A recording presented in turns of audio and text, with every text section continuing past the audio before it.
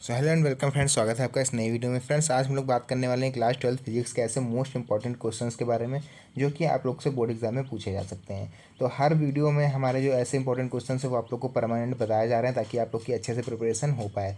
तो जिन बच्चों ने जो लोग अभी नए हो और अभी तक मेरी पिछली वीडियो नहीं देखी तो आप लोग जाइए तुरंत वहाँ पर जाके देखिए, सारे इंपॉर्टेंट क्वेश्चन आप लोग को वहाँ पर मिल जाएंगे। तो फिलहाल आज की वीडियो को हम जल्दी से स्टार्ट करते हैं। देखिए, पहला क्वेश्चन यहाँ पर हमारा फ्रेंड्स है कि वैद्युत चुंबकीय प्रेरण का लेंज का नियम क्या है। ठीक है, तो यहाँ पर हमसे पूछा जो गया है वो पूछा गया है कि भैया लेंज का नियम क्या होता है। एक तरह से तो ये पूछा गया है।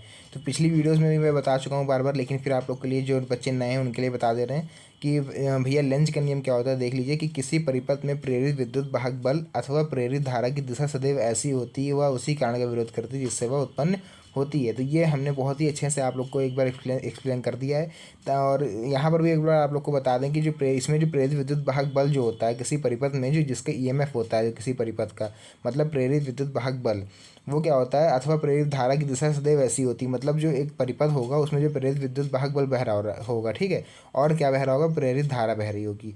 किसी भी परिपथ में जो प्रेरित धारा बह रही होगी वो हमेशा उस कारण का विरोध करेगी जिसके कारण क्या हुई है, वो उत्पन्न हुई है। तो यही कहता है हमारा लेंज का नियम। फिर देखिए उसका नेक्स्ट क्वेश्चन यहाँ पर हमारा है, हमसे पूछ रहा है कि भैया स्वप्रेरण क्या होता है। ठीक है, एक तरह से हमसे क्या पूछ रहा है, ये स्वप्रेरण का अर्थ पूछ रहा है और कह रहा है कि स्वप्रेरण गुणांक का विमीय सूत्र लिखिए। तो स्वप्रेरण हम लोगों ने पिछली वीडियो में डिस्कस कर लिया है, लेकिन देख लीजिए यहाँ पर छोटी सी डिफिनेशन है, क्या है, वहाँ पर थोड़ी बड़ी हो गई थी, यहाँ पर हमने उसको शॉर्ट में कर दिया है। किसी कुंडली से संबंध चुंबकीय फ्लक्स के मान में परिवर्तन होने पर उसी कुंडली में प्रेरित विद्युत वाहक बल तथा प्रेरित धारा उत्पन्न होने की घटना को ही हम लोग क्या कहते हैं, स्वप्रेरण कहते हैं। ठीक है, मतलब खुद से उसमें क्या हो, एक तरह से प्रेरित धारा या फिर प्रेरित विद्युत वाहक क्या होगा, जनरेट हो जाएगा। आप लोगों ने ट्रांसफार्मर पढ़ रखा होगा, उसका प्राथमिक कुंडली होती थी, जिन बच्चों को याद होगा, इस साइड प्राथमिक कुंडली होती थी, इधर द्वितीय कुंडली होती थी। ठीक है, तो इधर से जब हम करंट फ्लो कराते थे तो क्या होता था, फ्लक्स में चेंज होता था। फ्लक्स में चेंज होता था जिससे क्या होती थी, एक प्रेरित विद्युत वाहक बल जनरेट होता था। तो वही यहाँ पर कहा गया है कि चुंबकीय फ्लक्स के मान में परिवर्तन होने पर उसी कुंडली में प्रेरित विद्युत वाहक बल अथवा प्रेरित धारा उत्पन्न होने की घटना को ही यहाँ पर स्वप्रेरण गुणांक या फिर स्वप्रेरण कहा गया है। तो अब इसका हम विमीय सूत्र देख लेते हैं क्या होता है। स्वप्रेरण गुणांक का विमीय सूत्र होता है ml2t-2 और a-2, इसका विमीय सूत्र होता है।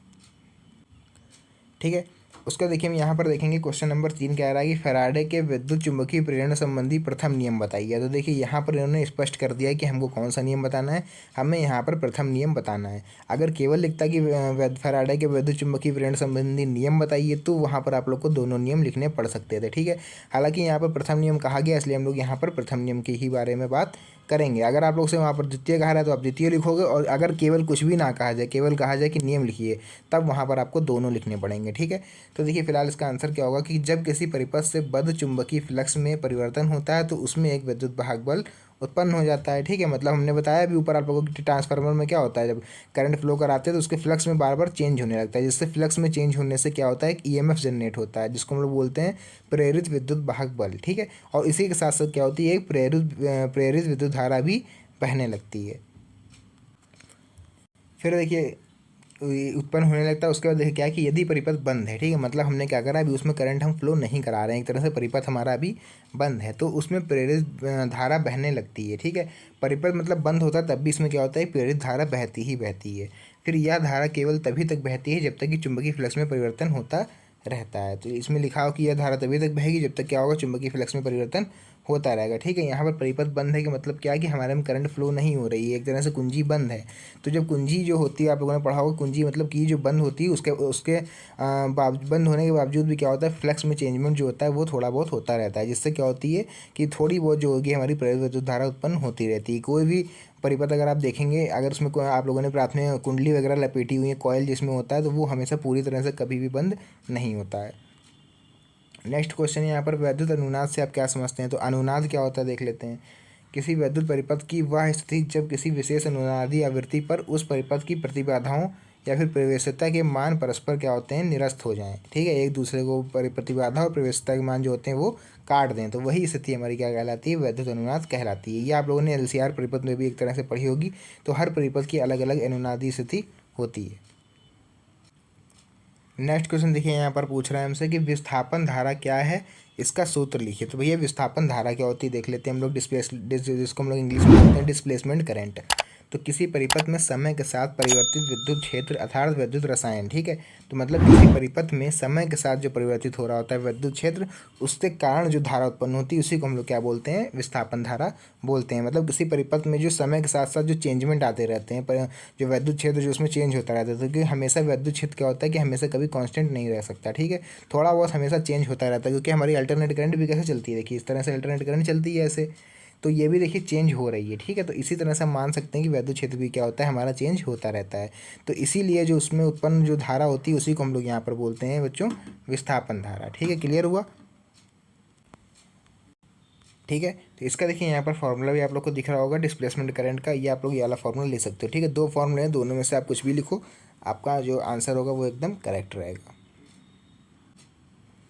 नेक्स्ट क्वेश्चन देखिए यहाँ पर हमसे पूछ रहे हैं कि कला संबंध स्रोतों से आप क्या समझते हैं। तो कला संबंध स्रोत क्या होते हैं, देखिए ऐसे दो स्रोत जिनके बीच कालांतर सदैव क्या रहता है, नियत रहता है, ठीक है। ऐसे कोई दो स्रोत जिनके बीच में कालांतर हमेशा क्या रहे, नियत रहे, ठीक है, मतलब कांस्टेंट रहे, उसे ही हम लोग क्या कहते हैं, कला संबंध स्रोत कहते हैं। तो दो कला संबंध स्रोतों से हम स्थायी व्यतिकरण प्रतिरोध प्राप्त कर सकते हैं। अगर हमारे पास दो कला संबंध स्रोत रखे हुए हैं तो हम उससे एक स्थायी या फिर स्टेबल जो होता है इंटरफेरेंस या फिर व्यतिकरण हम लोग प्राप्त कर सकते हैं। ऐसे स्रोत किसी युक्ति द्वारा एक ही स्रोत से प्राप्त किए जा सकते हैं, ठीक है। तो ये छोटी सी डिफिनेशन थी कला संबंध स्रोतों की। हम लोग देख लेते हैं यहाँ पे प्रकाश के व्यतिकरण से हम लोग क्या समझते हैं। तो प्रकाश के व्यतिकरण से आप क्या समझते हैं, इसके लिए आवश्यक प्रतिबंध भी लिखिए। देखिए यहाँ पर हमारा नेक्स्ट है, यहाँ पर इसका उत्तर देख लेते हैं हम लोग, क्या होगा कि समान आवृत्ति की दो प्रकाश तरंगे जिनके आयाम क्या हों, समान हो, ठीक है। और जब किसी माध्यम में एक साथ चलती हैं तो माध्यम के विभिन्न बिंदुओं पर प्रकाश की तीव्रता उन तरंगों की अलग अलग तीव्रताओं के योग से भिन्न होती है।